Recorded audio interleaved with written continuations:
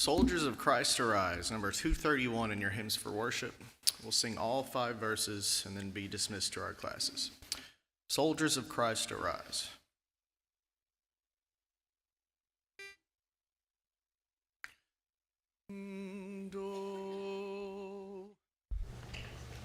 Soldiers of Christ arise and put your armor on, strong in the strength which God has sanctified, strong in the strength which God supplies through His beloved Son, strong in the Lord of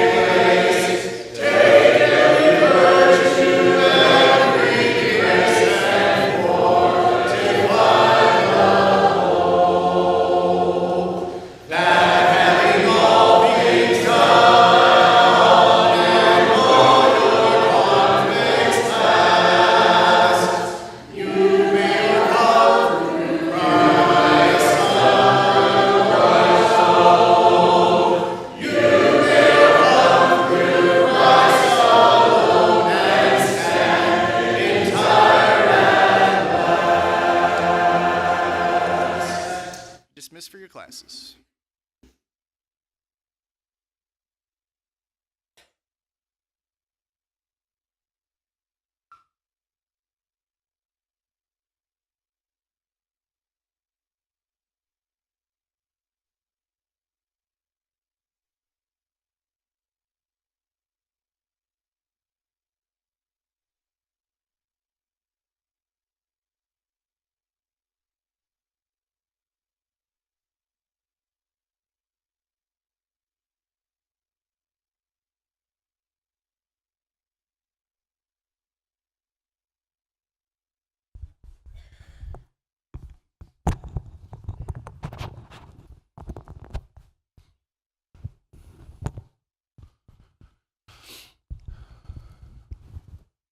Good morning.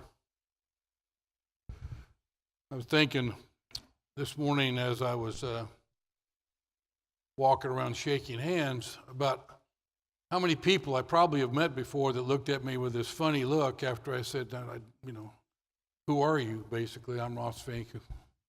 And I got to thinking about a story that was told a long time ago about after one of the preachers had preached during a gospel meeting, and he went to the back, or actually the front of the building where they exited, and there was a lady going out that introduced herself to the preacher as Sister Waters.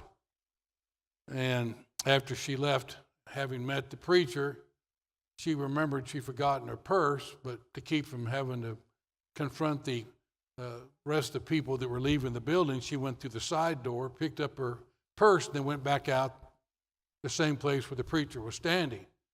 Like he'd never seen her before, he grabbed her and said, "Ma'am, I don't believe I've met you." She said, "Well, it's Sister Waters." He kind of gave him a little bit of gratitude, or a little bit of rope, and she went on out the door, and she got to thinking, I wonder if he'd do that a third time. So she went through the side door and came back where the preacher was standing, and he grabbed her and said, "Ma'am, I don't believe I've met you." And she said, "Well, it's Still Waters." And he said, "Well, Sister Still Waters, I'm glad to meet you." And that sounds like me. I don't do very well with names, so forgive me for that, and we'll move on.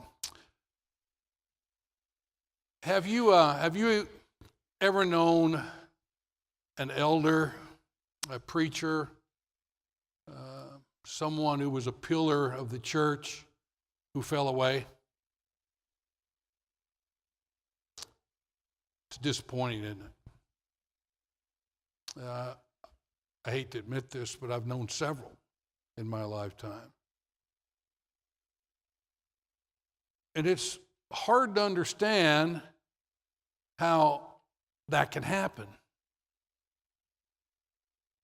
If you're really close to them and you have an intimate relationship with them, and it's really hurting as well. And as I think about that particular thing happening, Paul warns us in the Corinthian letter, take heed lest ye fall.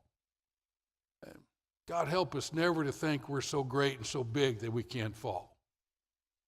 And the difficulties and challenges, the walls we have to climb become so great, so mighty, so tall, that they cause us to have a diminished faith.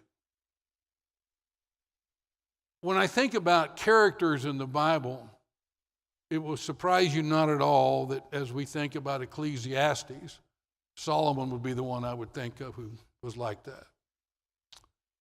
Solomon, who became king probably somewhere around the age of 20, served for 40 years, and was 60 years old or somewhere in that neighborhood when Ecclesiastes 12 and verse 13 is written. To fear God and keep his commandments. So in the space of time, we know the first half of his reign was good. The 40-year reign was good. The second half was bad. We like to think, I like to think that somewhere along the line he fixed it. And we have this book of Ecclesiastes, and it's written down for us. I believe it's a journal of Solomon's. And he's trying to pass on wisdom. In Proverbs 12 and verse 1, Solomon tells us there that he refuses wise counsel is stupid. Birdies, the King James Version says. All other translations say stupid. And I can look back at my own life and think about the times I didn't listen to the counsel I should have from my folks, how often it led to disaster or close to it. It's really a good idea when we've got people who we respect and look up to that we listen to the counsel they give us. But I want us to think about we're going to have 3 lessons on Ecclesiastes today. We're going to do a Bible class to kind of introduce the book. And then this morning in the worship hour, we'll do another lesson from Ecclesiastes. And then again tonight, we'll do a third one. And I'm doing this some time ago when I was preaching full-time at Roswell. I preached 14 or 15 lessons from Ecclesiastes. And these are a few of those lessons. The first lesson, though, basically is derived or comes from a series of lessons that I was asked to do at Westside in Springdale, where I attend. The elders there asked me if I would do a series where I would do one book of the Bible each time we met. So for 66, actually it was 70, because we had between the Testaments and a couple other things, but so for each service we met, we did a whole entire book of the Bible. That's just fine when you're doing Obadiah and Jude. A little more challenging when you're doing Jeremiah and Isaiah and Psalms. But that was the job that I had to do. So what you're going to see this morning in the Bible class is from, at least parts of it are from that particular presentation that I did each week. And I wanted you to see how I used it and what we did as we were talking about those particular series. And each one follows the same template, if you will, as we continue. So you'll see that. If you're interested in knowing more about that, just ask me later on. But I can tell you, you can get on the Westside Church of Christ, Springdale, because there are a lot of Westside Churches of Christ, and go to online resources, and there it is. It's called Symphony of the Scriptures. And it's called that because I believe the Bible is a symphony. And I think we do great harm to the sound of it, to the reading of it, by pulling a book out here and there and not reading it. Same thing with a symphony. You can't just start picking instruments out of a symphony without affecting the sound. And I believe that's true with Scripture. And a good reason why we're not where we ought to be, perhaps, in the growing process as it relates to our relationship with God is because we haven't read the Bible through. And so this was an attempt to read that particular book that we were studying that particular week and to read that entire book and have it ready to go by the following Sunday. So it was Sunday lessons only. All right. So here we go. First of all, when we're thinking about Solomon, it's good to begin where he was given that special measure of wisdom from God. He asked for that. And so 2 Chronicles 1, you can read about it too in 1 Kings chapter 3. But Solomon prays for wisdom and God gives him wisdom and he just grants him that wisdom and also with it because he asked for something so appropriate, the wealth that comes along with that. That's 2 Chronicles 1, 11 through 12. God answered Solomon, because this was in your heart and you have not asked for possessions, wealth, honor, or the life of those who hate you, and have not even asked for a long life, but have asked for wisdom and knowledge for yourself, that you may govern my people over whom I made you king. Wisdom and knowledge are granted to you. I will also give you riches, possessions, and honor, such as none of the kings had who were before you, and none after you shall have the like. How can a man who has all this wisdom stray like he did? I mean, I've asked myself that question many times when I'm thinking about Solomon. I don't know that I can give a direct answer. I've heard a lot of different answers. But I think if you pay attention to what Solomon has to say in Ecclesiastes, you begin to get a picture of it. And we'll look at that as we continue. In 1 Kings chapter 3, verses 9 through 12, it says, Give therefore thy servant an understanding heart to judge thy people, that I may discern between good and bad. For who is able to judge this thy so great a people? Behold, I have done according to thy words. Lo, I have given thee a wise and understanding heart, so that there was none like thee before thee, neither after thee shall any rise like unto thee. And we know that comes true because the Queen of Sheba even admits when she comes to visit him, the half hath not been told. Such was the greatness that Solomon had. So I want you to see that as we think about Solomon, we got to go back a little bit to understand the problems he begins to have and why he's having them, why he begins to fall away from God. God had given a directive. We should pay attention to directives, shouldn't we? To kings. And if you go and you look at Deuteronomy 17, you'll see there's more than just one verse or two dedicated to that theme. But this passage says, only he must not acquire, the king, he must not acquire many horses for himself or cause the people to return to Egypt in order to acquire many horses, since the Lord has said to you, you shall never return that way again. And he shall not acquire many wives for himself, lest his heart turn away, nor shall he acquire for himself excessive silver and gold. So, Solomon, how'd you do with that? 1 Kings chapter 10, verses 14 through 29. The weight of the gold that Solomon received yearly was 666 talents. I'm skipping through some passages here to verse 23 or 21. All King Solomon's drinking vessels were of gold, and all the vessels of the house of the forest of Lebanon, that's his away house, his village, his cabin on the lake, if you will, were of pure gold. None were of silver. Silver was not considered as anything. Listen to this. In the days of Solomon, silver was not good enough for Solomon. And Solomon gathered together chariots and horsemen. He had 1,400 chariots and 12,000 horsemen, whom he stationed in the chariot cities and with the king in Jerusalem. Now notice verse 28. And Solomon's import of horses was from Egypt and Cu at a price. Remember what Deuteronomy told us? The very thing that God told kings not to do, Solomon did.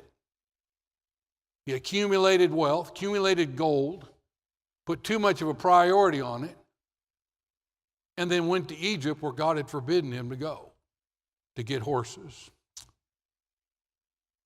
1 Kings chapter 11, verse 1 through 3, we see another thing. Now, King Solomon loved many foreign women from the nations concerning which the Lord had said to the people of Israel, ye shall not enter into marriage with them, neither shall they with you, for surely they will turn away your heart after their God. Solomon clung to these in love. He had 700 wives who were princesses and 300 concubines, and his wives turned away his heart. And there's the other one. So if you want to know why Solomon fell, it's because he disobeyed God in his pure and simple instruction. When God tells us to do something or not to do something, we need to listen to him, don't we? And back to Proverbs 12, verse 1, it's stupid when we don't. It's brutish. It makes no sense for us to disobey God, and certainly we shouldn't be surprised when somebody does, that they begin what we call that old slippery slide that the writer of Hebrews talks about in Hebrews chapter 2 and verse 1, that we need to be careful that we don't slip or drift. All right, so this is the template. I borrowed this from somebody who I disagree with on a lot of things, Charles Swindoll, but this is a really good template. And so this is used for every book of the Bible that I have, and if you looked online, you would see it. Now I would modify it, so usually you'll see at the bottom, or oftentimes modified version of this. So it will give you approximate date. The key passage you see, chapter 1, verse 2, uses the word vanity or futility. We'll have more to say about that word in a minute. Futility of futility, says the preacher. Futility of futilities, all is futility. I think he wants us to understand that everything's futile. And you'll certainly see Solomon trying to prove that out as you go through the book of Ecclesiastes. We'll not spend any time on this, but he first of all introduces himself. Solomon's a writer, mentions a couple times that he is. There is some controversy over that, but I clearly don't understand it. The text itself tells us he is the writer. The theme is the subject of, if you look down below under key verses, no prophet under the sun. That's always looked to as one of the key verses, chapter 3 and verse 11. And he deals with different things involving his particular struggles. Look at the second section there. Notice was there a pointer on this? Yeah. If you look at the second section here under investigation and discoveries, you'll see in chapter 1, verse 13, I set my mind to seek and explore by wisdom. I tell everybody that he was like a lab rat. He just chased after everything he could as hard as he could and just tried to fill himself up with all kinds of things in his personal pursuits, and wanted more knowledge and wanted more amusements. He wanted more possessions and folly and labor and philosophy and riches. And as you read through, especially the first few chapters of Ecclesiastes, first 2 chapters, you'll see all this as he talks about the various things that he was trying to accomplish or get. The conclusions, without God's help, humans cannot discover what is good for them, wisdom versus folly. Whenever you're studying Ecclesiastes, I believe anyway, it's good to remember that, and Solomon references this frequently, a view or vision below the sun. Most of what Solomon writes, particularly in the first half of Ecclesiastes, is a viewpoint from under the sun, very humanistic, as opposed to being above the sun. One's more horizontal, the other one's more vertical. Solomon was more concerned with himself than he was anything else, and trying to please himself, and that's what we learn in the first half. That's a view below the sun. That's a view that doesn't have us thinking about God first. That person is not seeking first the kingdom of God. And it really falls on us to make sure that we don't have that kind of view of life. I mean, do we, before we make decisions, important or unimportant, think about God first? Do we try to make sure that what we're about to do is right with God, and then we move forward? Or do we find it easy to make decisions without thinking about that at all? It's very easy to move then from somebody who thinks they have a perspective of above the sun, and they're looking to God, and then suddenly, all of a sudden, because of the casualties of life or because of some of the negative things going on in somebody's life, the turbulence, we'll call it, that they suddenly become a person who has a view below the sun, and they begin to come up with conclusions that aren't good for themselves when you're thinking about eternity. So I think Solomon tells us about a good bit of that. Main theme, the conclusion there at the end, I want to make sure I hit on that. Didn't mean to do that. Well, where did I do here? There we go. All right, I'll try this again. I'm trying to use the pointer. So the admonition, there's much to be said to the young people, particularly in chapter 11, 7 through 12, 8. We're going to talk about that tonight, so I'm just going to skip it. And then we come, I don't know why that's happening, but it is. So I'm going to quit using the pointer. How's that? I bet Bruce doesn't have this problem. All right. So you see the conclusion, to fear God and keep his commandments. That's a passage that most of us are all familiar with.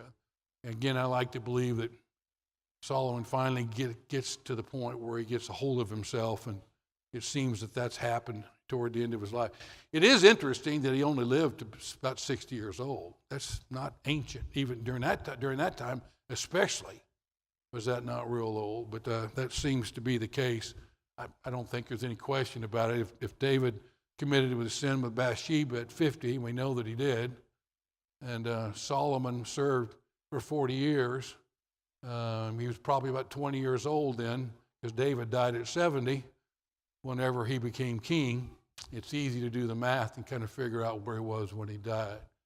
All right, so with each one of the presentations we did, I would always put this chart up, and this is just the dispensations or periods of time. If you're a person who wants to understand the Bible, you should memorize this.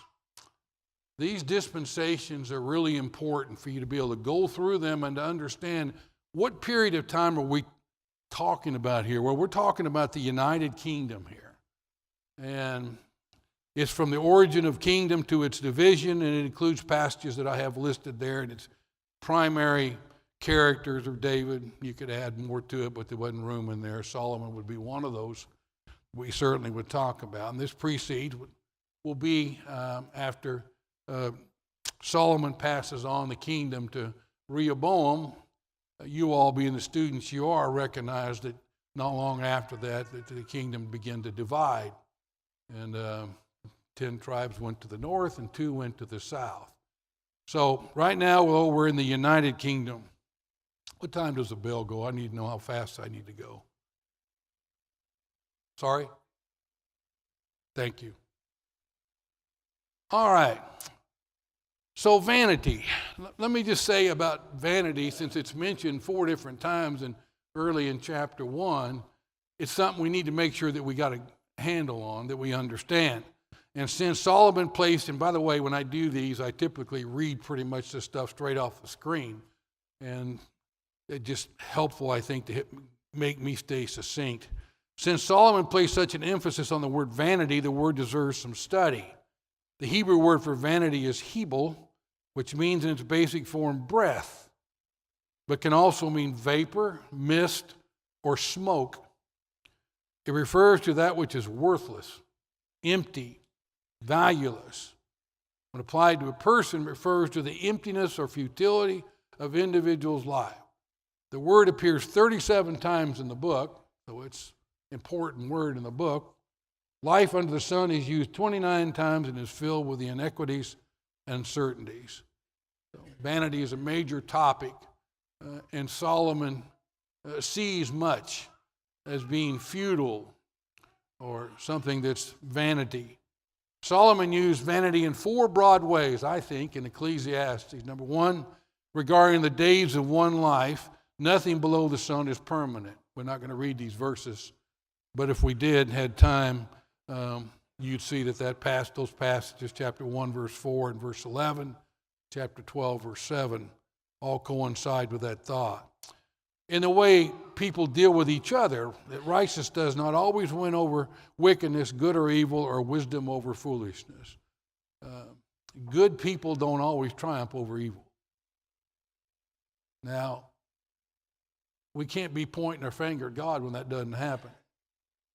Ecclesiastes 9, verse 11, Solomon tells us something. By the way, you remember this passage real well if you think about something. What's the worst day you ever had that you can remember in the U.S. history, in your lifetime? Most of you are young enough for me to be able to say that. Would it not be 9/11? Now Ecclesiastes 9/11, time and chance happened to us all. I don't know why those towers came down.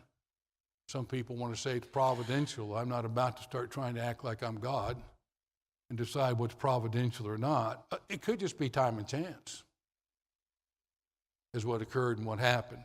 So anyway, I'm just trying to help us to understand that evil will occur around us and it will triumph victory at times. But ultimately, God's going to win out. And you'll see Solomon talk about that if you study the book further. Human works, when God is left out, will not satisfy, which is the main emphasis in Ecclesiastes. It's like a gerbil being on one of those cages on a wheel. You ever seen that? They just keep running and running and running, but they don't go anywhere, but they keep running. And that's the way it is without God. We have a viewpoint that's below the sun. Solomon says that isn't how you do it. And when he gets to Ecclesiastes 12 and verse 13, and we should remember this about that passage, that's not a mere suggestion by Solomon. We should exhaust ourselves in fearing God and keeping His commandments. We should be consumed by that. And I think that's what he's pointing to when he gets to the point of it all, which is I call the sermon for tonight, is that we understand and appreciate and value the importance of putting all our energy into pleasing God. And God has put eternity in our hearts, he tells us in chapter 3 and verse 10, because of that and understanding of the future and what we have in store for us, we should not find it challenging and difficult to consume ourselves with fearing God and keeping His commandments. So when you don't keep His commandments, you should really question your motives. And I know I do. Why would I do that? Why did I do that? And you need to recheck yourself to make sure you are where you need to be in your relationship with God. Number 4, earthly wealth is pure vanity when used unwisely. It blinds and causes people to fail to see life's real blessings. And this is dealt with quite a bit in chapter 4 through chapter 6. Being wealthy is not sinful. That's not how we sin by having money. It's when we allow it to become our God. Anything that becomes our God and becomes a priority to us is simply wrong. It doesn't matter whether it's money or recreation or entertainment, what it might be. Thou shalt have no other gods before me in Exodus 20, one of the 10 commandments, applies to anything that you allow to become first, to become more important to you than being consumed with fearing God and keeping His commandments. We have to be really careful in today's world. Young people that are in here, listen to me. The average college student spends 9 hours on an iPhone a day. 9 hours a day. That's the latest number I saw anyway. It was actually 8.9, but that's almost inconceivable to me. I mean, if I couldn't imagine anybody spending 9 hours really doing any one thing. But if we were to take Ecclesiastes 12, verse 13, and I'm not saying you have to study 9 hours a day, but don't you think we would validate that passage better by studying 9 hours a day than we would by studying God's Word, than we would by looking at an iPhone entertaining ourselves? And most of those are in games. They're not phone conversations or text messages. Anyway, that seems to be the world in which we live. I shouldn't get off on this, but I'll take a little side trail here. There's a There's a word used in Aramaic word used during the time of Hezekiah that refers back to, you remember the fiery serpent? And how when you looked upon that serpent, God would then he would make sure that you didn't die after you were bitten by a snake. And so that became the brazen serpent. Well, that was carried around by the people after that event took place. And they did what make a god from that, and he calls it Nehushtan, a piece of brass. And he destroyed it. Now, there was nothing in and of itself wrong with that fiery serpent, if you will, or that brazen serpent, piece of brass, until they made it iconic. Now, the point with that would be when you make your phones iconic, that's Nehushtan. They need to be destroyed because you're now putting yourself in a position where you're putting too much priority on that, and it's important that we all recognize and understand that. So some discipline is in order for all of us, not just young people, as it relates to those. I mean, when you go out to dinner, leave your phone in the car with your spouse. I mean, for crying out loud, I see people texting each other at the same table, family members, texting back and forth. What have we come to? That's what we have to do. Enough on that. That is a sidebar. So this is what you'll see if you look at all the other books that we do. So I'm not going to comment. I got to fly through these so we get through the lesson. Who wrote the book? The title Ecclesiastes comes from a Greek word indicating a person who calls an assembly. So it makes sense that the author identified himself in Ecclesiastes 1:1 by the Hebrew word koheleth, translated as preacher. Despite leaving only this rather mysterious name to indicate his identity, evidence in the book, along with most Jewish and Christian tradition, suggests that King Solomon authored Ecclesiastes. The preacher went on to call himself the son of David, king in Jerusalem, one who has increased in wisdom more than all who were over Jerusalem before me, and one who has collected many proverbs. Ecclesiastes 1:1, verse 16, and chapter 12, verse 9. Solomon followed David on the throne in Jerusalem as the only Davidic son to rule over all Israel from that city. Chapter 1:12. He was the wisest man in the world during his time and wrote most of the book of Proverbs. Therefore, we can safely identify Solomon as a koheleth of the opening verse. Now, I believe that Ecclesiastes was not the last thing that he wrote. I think even though you see at the end of his life, I think Proverbs might have very well been the last book, but that's debatable. My wife doesn't believe that, so it's just one opinion versus another, isn't it?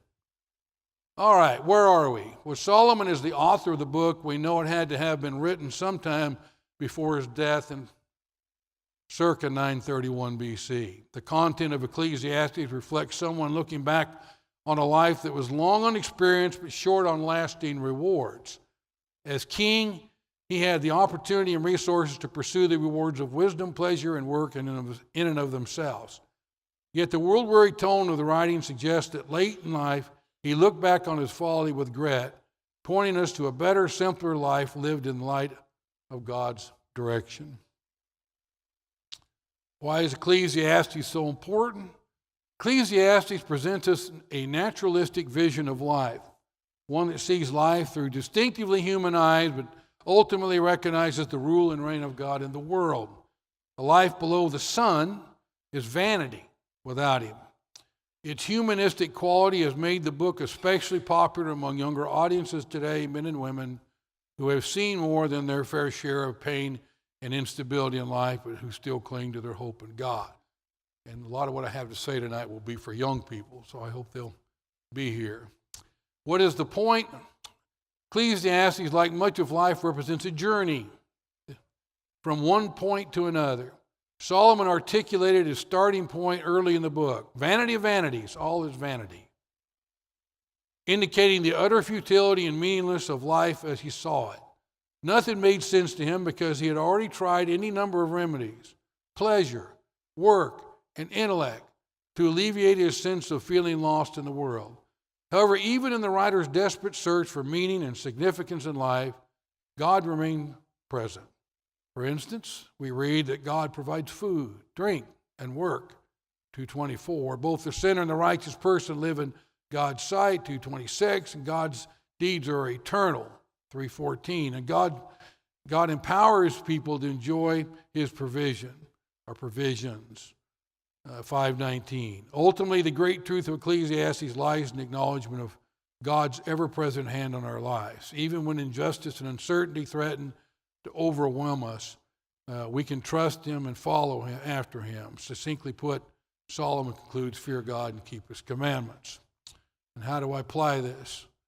We all desire meaning in life. Often that search takes us along winding, up and down paths filled with bursts of satisfaction. They shine bright for a time but eventually fade. In one sense, it's satisfying to see the experience echoed through Ecclesiastes. An appreciation for our common humanity emerges from reading its pages.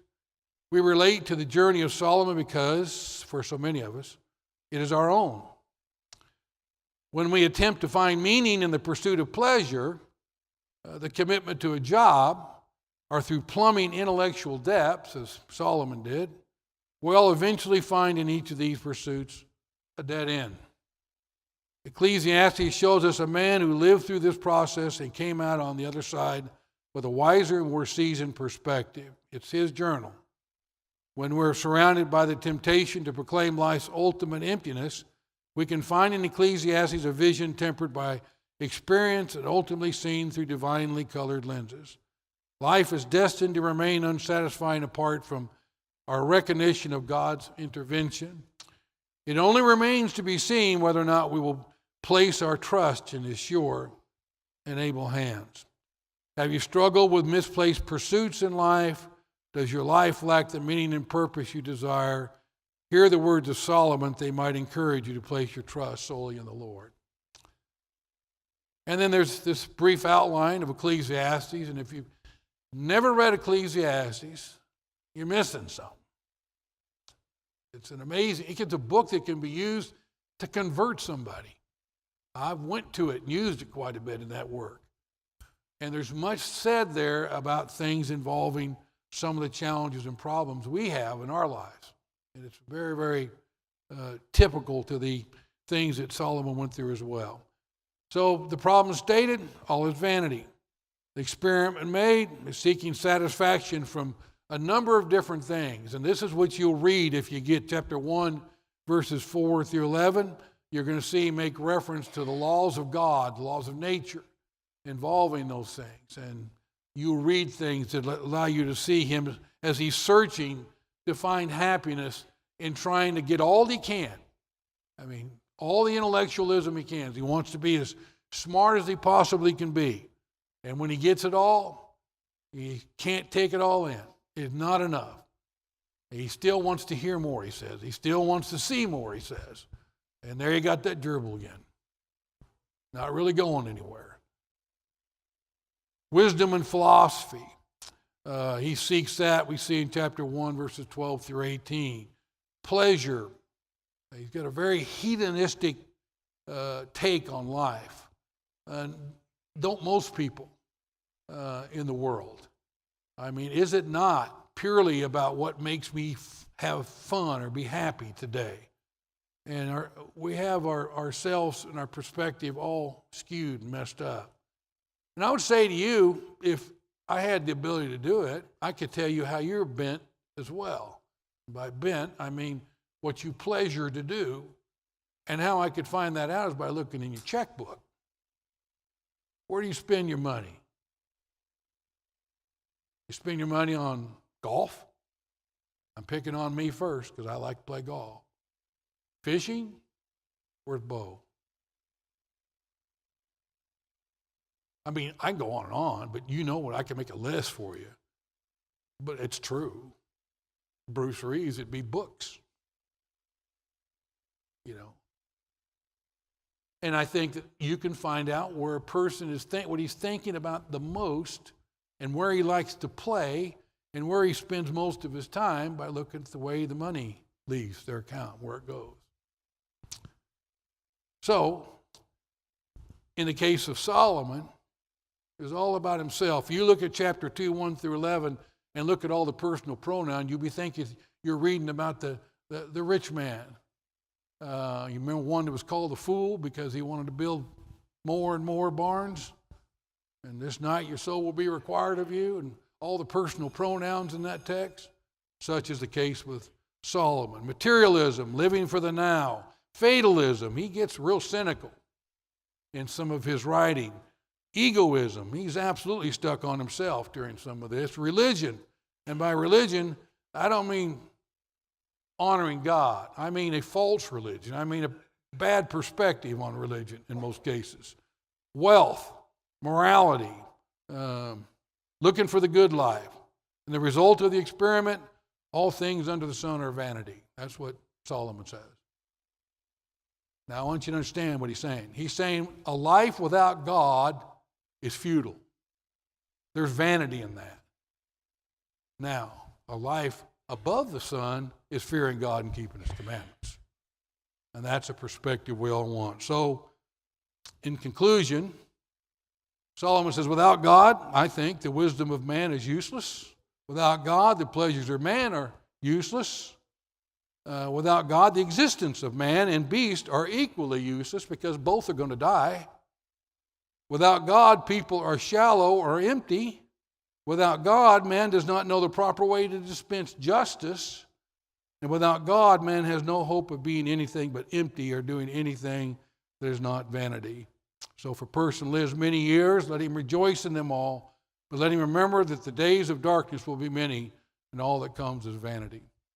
Some time ago, I was flying in an airplane, and there was a pilot who I was close to. We were sitting up toward the front back in the days when you could do this. Quite a while ago. You couldn't do this now, but we were talking some as he was getting ready, and I said, how do you know all this air traffic and stuff that's going on, or when a storm's coming in, or how close a plane is to us? I mean, you're talking about somebody here who doesn't know anything about that stuff, so I'm trying to get some answers because I never really feel good on an airplane. There's just something about a plane going that fast in the air that bothers me. Maybe it doesn't bother anybody else, but it does me. And he said, well, I'll tell you, he said, it's really not difficult for me. But you got to have trust. You got to trust the panel. In other words, you got to believe that the panel is telling you the truth, and you got to act and react according to what it tells you. Folks, that's the commandments, Ecclesiastes 12 and verse 13. And that's what Solomon's saying, to trust the panel. Young people, when you're working on your life and you're trying to grow up and you're dealing with all the common issues that you have one with another, things that us old people probably don't understand. I get it. You need to appreciate the fact that trusting the panel is where you need to put your confidence in your faith. Trust and faith being very similar, I understand. And we should do that because it'll keep you from wrecking, certainly. Even if you get in a wreck, it won't be fatal. You'll be in a relationship with God above the sun like He wants you to be. That's all I got. We'll talk this morning in the worship hour about Ecclesiastes chapter 5, and then tonight we'll close it off with the concluding remarks that